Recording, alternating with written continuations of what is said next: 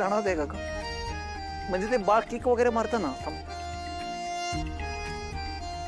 मला काही जाणवत नाही.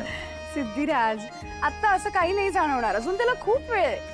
मी काय म्हणते ऐका ना, तुम्ही आज आनंदीच्या शाळेत जाणार होतात ना? तिच्या शाळेची फी भरायची होती, गेला होतात का? हो अगं.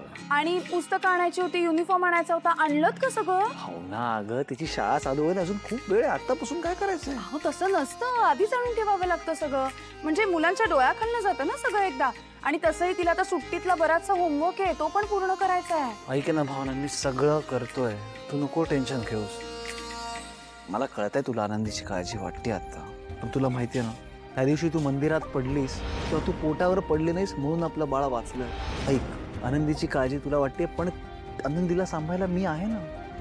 तू आता फक्त आपल्या बाळाकडे लक्ष दे. पण मी आनंदीचा विचार कसा काढू डोक्यात ना? मी कधी तुला बोललो की विचार करणं थांबव? भावना, तुला सांगू का, आपलं बाळ आहे ना, ते बाळकृष्णासारखं आहे बघ. म्हणजे बघ ना, बाळकृष्णाच्या जीवावर जशी संकट यायची ना, तशीच संकट आपल्या बाळाच्या जीवावरती येत आहे. म्हणून आपल्याला आपल्या बाळाकडे पूर्ण लक्ष द्यावं लागणार आहे.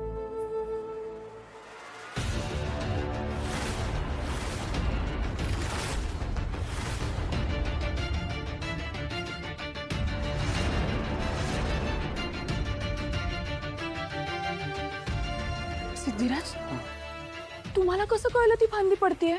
कारण भावना, तुझ्यावर येणाऱ्या प्रत्येक संकटावर माझं लक्ष असतं, आणि तसंच लक्ष आपल्याला आपल्या बाळावरती द्यायचं आहे.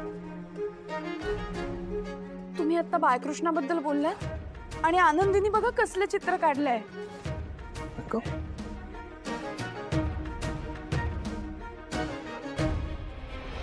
सर नमस्कार, मी श्रीनिवास दळवी आणि ही माझी पत्नी लक्ष्मी.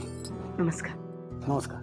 तुमच्या आश्रमात वाढलेले जयंत खालिटकर, त्यांच्याबरोबर आमच्या मुलीचं लग्न ठरलंय. आणि सर, जयंतचे नातेवाईक म्हणून तुम्ही लग्नाला यावं अशी आमची इच्छा आहे. अहो सर, हे कसं शक्य आहे? जयंत कानिटकरांचं तर आधीच लग्न झालंय. नाही नाही, बरोबर आहे तुमचं. आमच्या त्याच मुलीशी आम्ही त्यांचं पुन्हा एकदा लग्न लावून देतोय. म्हणजे मध्ये अशा काही घटना घडल्या की आम्हाला पुन्हा हे लग्न लावावं लागतंय. का? म्हणजे ते दोघं वेगळे झाले होते का? नाही नाही, म्हणजे तसं झालं नव्हतं ते. सर आता कसं सांगू तुम्हाला, काही अपरिहार्य कारणांमुळे आम्हाला आमच्या मुलीचं पुन्हा एकदा लग्न लावून द्यावं लागतंय सर. म्हणजे सर, नक्की काय घडलं होतं हे सांगू शकाल का? म्हणजे तुम्ही काय बोलताय ना, हेच मला कळत नाही. ठीक आहे, सांगतो.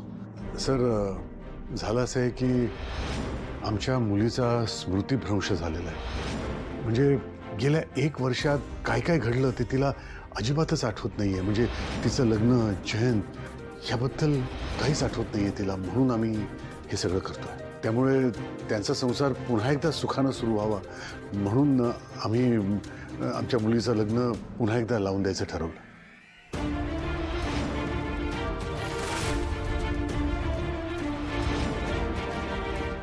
ही खूप मोठी संधी आहे सर. म्हणजे तिला काहीच आठवत नाहीये. हे खरंच खूप चांगलं झालं सर.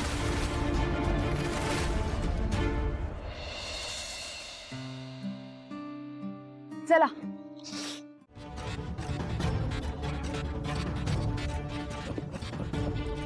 आजी, हे काय करताय तुम्ही? नक्की काय चाललंय तुमचं? आणि ह्या सगळ्यांनी भावनावर परिणाम होणार आहे का? काय किती घाई, तुझ्या प्रत्येक प्रश्नाचं उत्तर तुला मिळेल. सिद्धिराज आणि भावना च्या तपासणीसाठी डॉक्टरांच्याकडे गेले होते. तिथल्या एका माणसाचा फोन आला होता मला. का? का म्हणजे काय, रिपोर्ट सांगायला. निलांबरी, बीपी, ब्लड प्रेशर? भावनाला बीपीचा त्रास सुरू झालाय. काय सांगताय? आणि डॉक्टरांनी स्पष्ट सांगितले, अशा अवस्थेत भावनाला बीपीचा त्रास व्हायला लागला, तिचा बीपी वाढायला लागला, तिच्या पोटातल्या त्या बाळाला धोका निर्माण होऊ शकतो. लांबरी, कळालं? हो आजी. ही प्रेमाची भेट वस्तू आपण भावनाकडे का पाठवतोय? काय?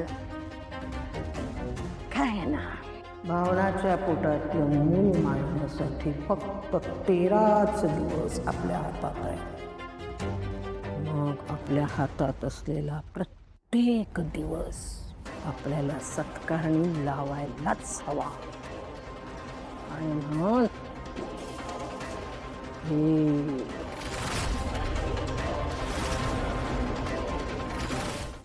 मिस जान्हवी, मी तुमचा होणारा नवरा आहे. तुम्ही मला कालपर्यंत सांगितलं की दारू पिणारा मुलगा माझा मित्र असू शकत नाही, आणि आता तुम्ही सांगतायत की तुम्ही दोघे फ्रेंड्स आहात. हे असं कधी घडलं? मला या सगळ्याचे डिटेल्स हवे. जयंत सर, एक सेकंड, होल्ड ऑन. सगळ्यात आधी मला सांगा, तुम्ही एवढे चिडताय का? बघा, मी नाही चिडत आहे. आता आपलं लग्न होणार आहे, तर मी तुमच्या बाबतीत थोडा तरी पॉझिटिव्ह होणारच ना. आय नो जयंत सर, पण अहो एवढं काहीच घडलं नाहीये.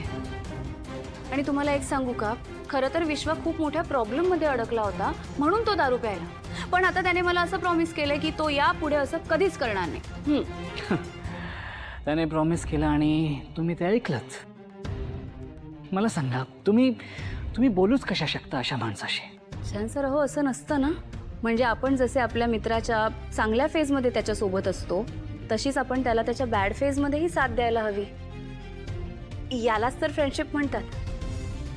आणि जर का विश्व आता एकटा असेल, त्याला माझी गरज असेल, तर अशा वेळेस मी त्याची साथ देणार. जर का त्याला माझ्या सपोर्टची गरज असेल, तर तो सपोर्ट सुद्धा मी त्याला नक्की करणार. कारण विश्वा माझा खूप चांगला आणि जवळचा मित्र आहे.